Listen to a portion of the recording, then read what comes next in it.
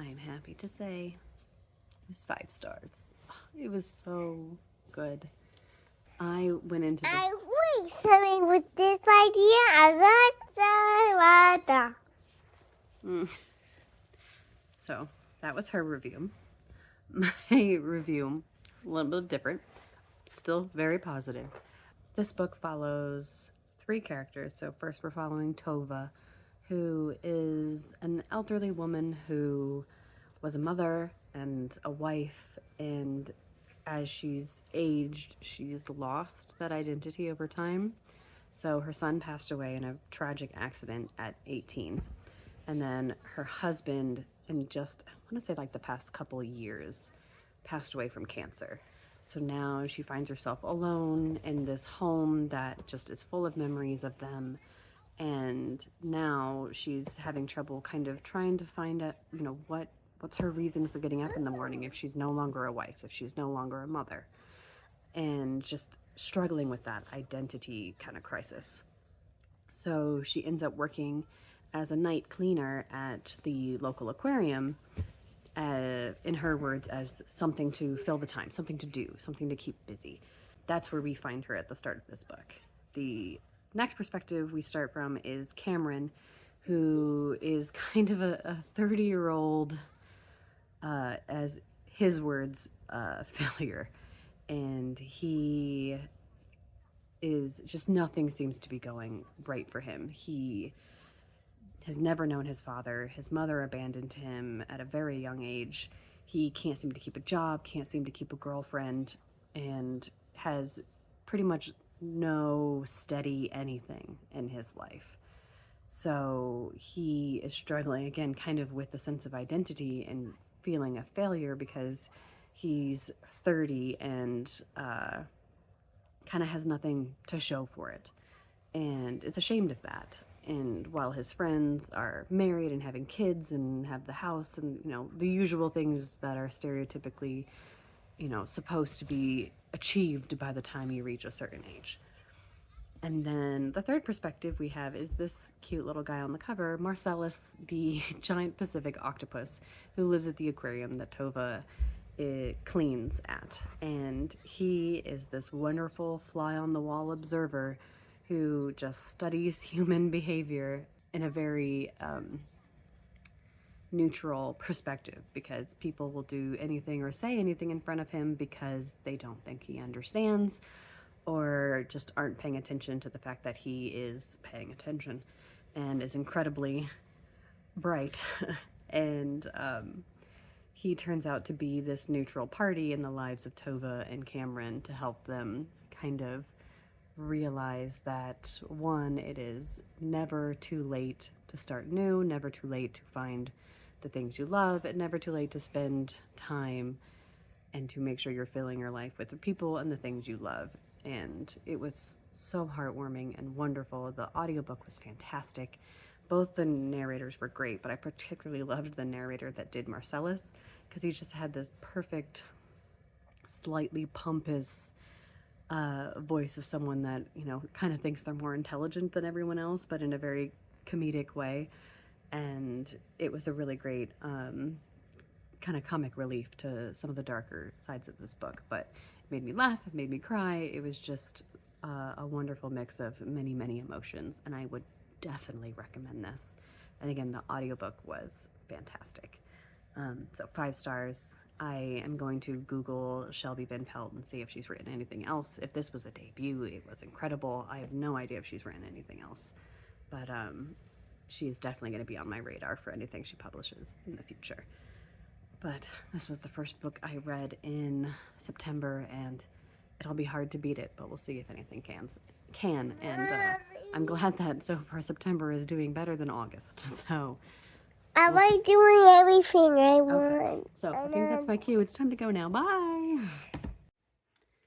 Hello. So I have finished my second book of the month. I finished None of This Is True by Lisa Jewell this morning, and I gave this 4.5.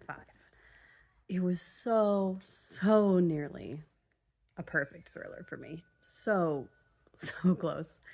This is a story about 2 women who end up meeting each other very randomly at a pub because it is both of their 45th birthdays. They happen to be celebrating it at the same pub, and turns out that they not only have the same birth date, they were born in the same year, the same hospital, and just, very strange coincidence. And then one of the women starts to kind of get a small, when it grows into a much bigger, but obsession with the other. Again, it's such a hard book to explain because I don't know what is true and what wasn't. It was all so very, like, you never really knew who to trust. I still don't really know story I trust. And again, I like that. I don't need my thrillers to be wrapped up in a bow and have everything explained. Like, that's not the kind of thriller I need. I like the thriller that makes me uncomfortable. It makes me think because I'm not quite sure who I trust, who I believe, and even after finishing it, I still don't quite know who I trust and who I believe. And that's what just makes me keep thinking about it. The only reason I knocked this down from a full 5 stars is the ending wasn't quite as explosive as I was expecting, or as I typically like. I don't mind when my thrillers go like a teensy bit off the rails. If it goes a little bit beyond, like, what I would call believable, that's perfectly fine with me.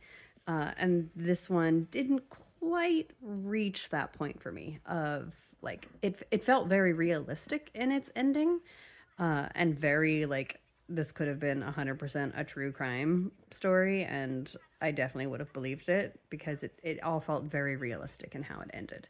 But part of me, again, when I'm reading fiction thrillers and fiction crime, I don't mind if it goes that little extra off the rails, a little extra wild, because I do listen to and read a lot of true crime. So where it doesn't always go completely off the rails, but sometimes it does. That's the only reason it didn't get a full 5 stars, but I super enjoyed this. I know another, she just came out with a new book as well, and I think it also has a podcast element. So I'm definitely going to pick it up and read it because it was so good. I devoured it in, like, I don't know, 2 to 3 days.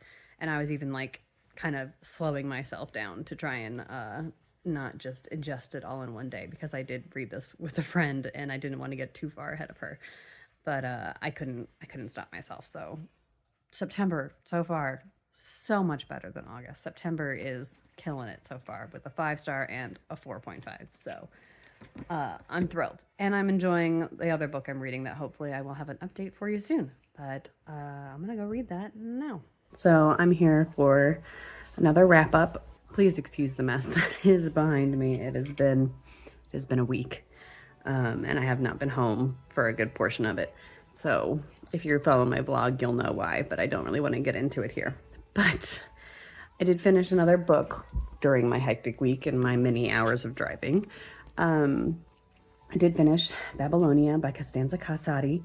I gave this 3.25, 3.5, somewhere in that range.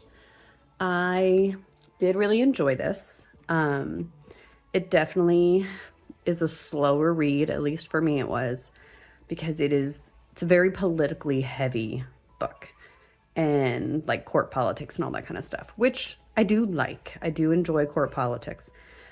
My only qualm with this one is that I didn't feel super connected to any of the characters to really then care about the outcome of those politics. Our main character, Semiramis, I did like her, and I did find her character interesting and her story interesting, but I wasn't so invested in her that I felt like I just had to pick up the book and keep going. So it was enough to keep me interested, but not enough to like make it bingeable for me, which for me was always kind of just like your average three something star book. It is very bloody and very gory, so it definitely does not hide from the gore that is ancient history. And I did find the ancient history, like when you're playing with history and like blending fiction and nonfiction, I feel like it can be done distastefully when they're not like, I don't know, giving credit to something that was done in history or not paying attention to something maybe horrible done in history. But I feel like, again, I'm not super familiar with like ancient Assyrian history, but I did feel like it was well done from what I do know about it. And enough to really kind of stay true to the history, but also weave in her the fiction parts in order to make it more of a storyline. So I will read more from her in the future. I do have her other book, so I definitely will pick that up as well. I think it's called Clytemnestra. So I definitely will be picking that one up as well. But that is another one down for the month of September and another one down for my Book of the Month challenge. So hopefully I will have another one of these done shortly in order to keep a good pace going. But I will see you in the next review. I'm here to wrap up the names by Florence Knapp. There we go. And I gave this, I want to say like 3.754 stars. It was enjoyable. It definitely was darker than I anticipated. For some reason in my head, I felt like this was going to be similar to The Husbands by Holly. I can't remember her last name. I'll put the picture up here. And that one, like, it had something important and serious to say, but it kind of did it in a very humorous way. And I kind of thought that that would be, I don't know why I had the feeling that that was what this was going to be like, but it definitely wasn't. This was definitely darker than I anticipated. So major trigger warnings for domestic violence, domestic abuse. It was pretty intense and could be pretty explicit in those descriptions. So basically, the story starts with a woman who is married to a man named Gordon. He's the abusive one, and they had just had a child together, and she's on her way to take this child to the register to register his name for like birth certificate and all that kind of stuff. And she kind of has a last minute dilemma in what to name him. So the agreement was that she was going to name him Gordon after his father, since it was a family name. So that's one of the timelines. Another of the timelines is where she veers off and she ends up naming him Julian. And then the third timeline is where she ends up naming him Bear. And basically then we follow these three different timelines throughout this son's life and how his life changes and is different depending on which timeline he's in, depending on which name he has.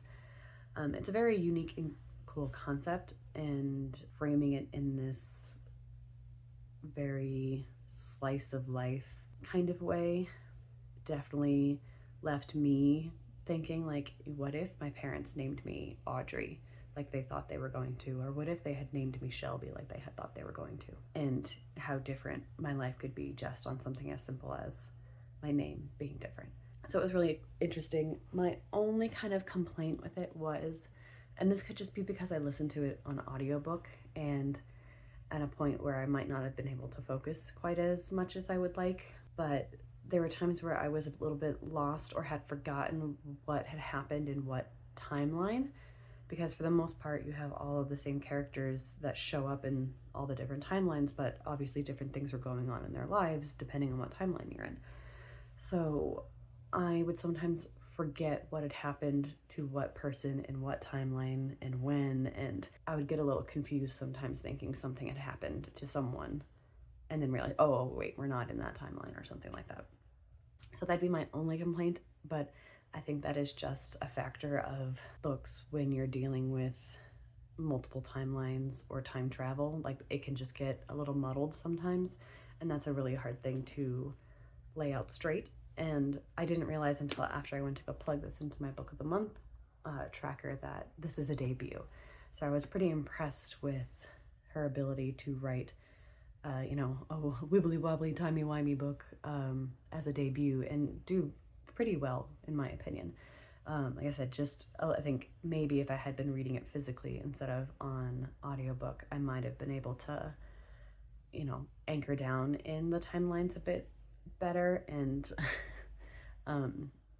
kind of remember what had happened to who. But I don't really know that because I didn't read it physically. So if you did read it physically and didn't have that issue, please let me know. But ultimately, I enjoyed it. Again, that was another one down for September. So hopefully I'll get a couple more in before this video ends. We'll see. All right, so I'm here to wrap up another book for September, which is Calabasas by R.F. Kuang. This I ended up giving 4.25-ish stars. I did really enjoy it.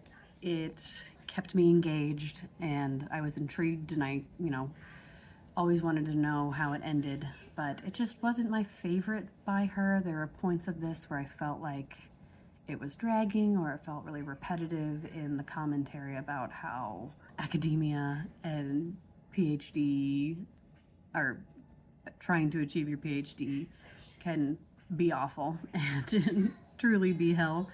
I know R.F. Kuang she either has a PhD now or she's still working towards a PhD. Yeah, she is now pursuing a PhD in East Asian languages and literature at Yale. So maybe this was just like a venting piece for her in order to vent her frustrations with high academia and I'm sure very long nights and days that she has not only pursuing a PhD, but also being an incredibly successful writer and trying to hold on to somewhat of a normal social life. So I can imagine this was a very personal book for her. So I would love to see if maybe I can find online, or maybe there's a podcast out there somewhere where she talks about her reasoning behind this book and what inspired this book, and because I can't imagine this was anything but personal. But I feel like it definitely followed in very R.F. Kuang style, where I'm maybe a little less than the Poppy War and Yellowface series, where kind of everyone's awful. This one I felt wasn't so much where everyone is awful as it just was everyone felt very human and very real in their choices and their reasoning behind certain choices, and how we can sometimes convince ourselves to do not so great things, to justify our means.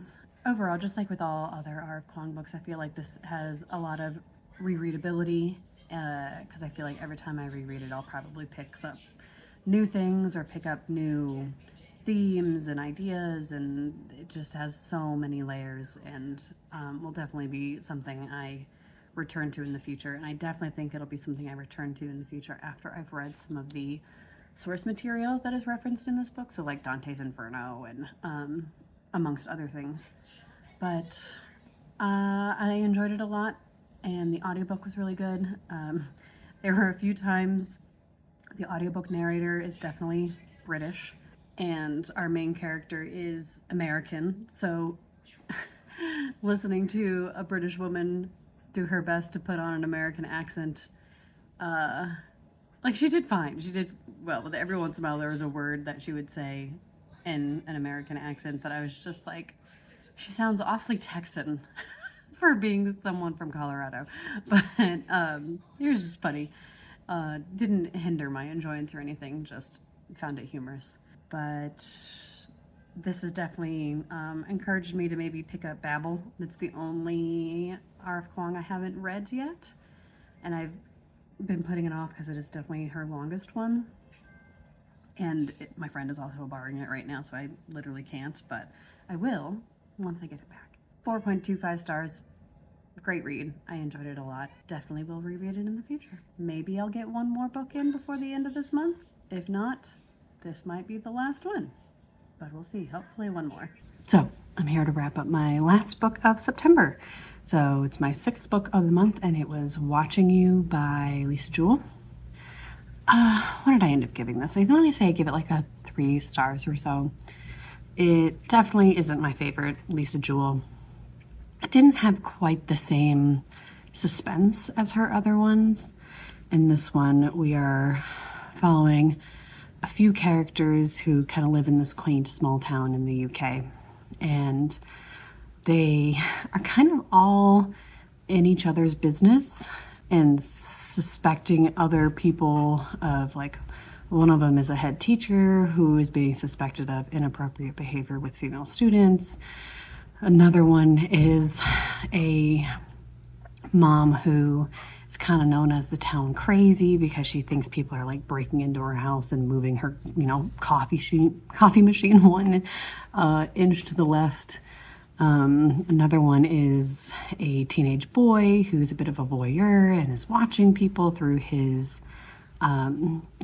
top floor bedroom window. And kind of the main person we're following is a woman who has just gotten married but has moved in with her brother and her sister-in-law to kind of try and get back on her feet and get her and her husband's kind of married life started. But she's kind of been, in her mind, a bit of a failure and is kind of testing the boundaries of her new married relationship and whether or not she's truly happy in it.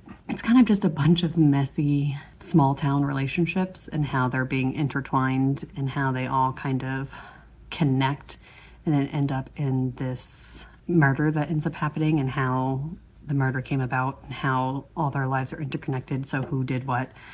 So there's a lot of red herrings, obviously. There's a lot of suspicion for why people would do something as grotesque as murder someone. It didn't ever feel like there was any, there was going to be consequences. It wasn't like I didn't feel like there were going to be any consequences for the characters. There was no, it felt really slow because there was just no need to like figure it out really quickly because no one else was kind of in danger.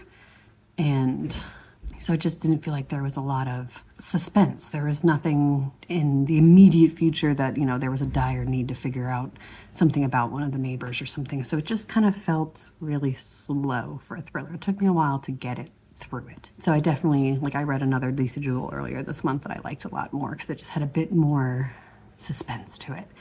So I'm definitely going to continue reading Lisa Jewell. I've liked more of her stuff than I haven't at this point. This one just wasn't my favorite. But yeah, that's the last book I managed to read here in September. So I'm going to wrap up this wrap up, and I'll see you for any future vlogs that are coming out and at the end of October for my next monthly wrap up. But let me know how you kind of like this more vlog style wrap up. I enjoy filming it better because I'm talking about the books when they're fresh in my mind instead of trying to remember what I finished on the first of the month on the last day of the month. But you let me know how you enjoy it, if you prefer the more kind of professional, sit down videos instead of the more kind of chaotic vlog style. I'll speak to you guys down in the comments, and I'll see you next time. Bye.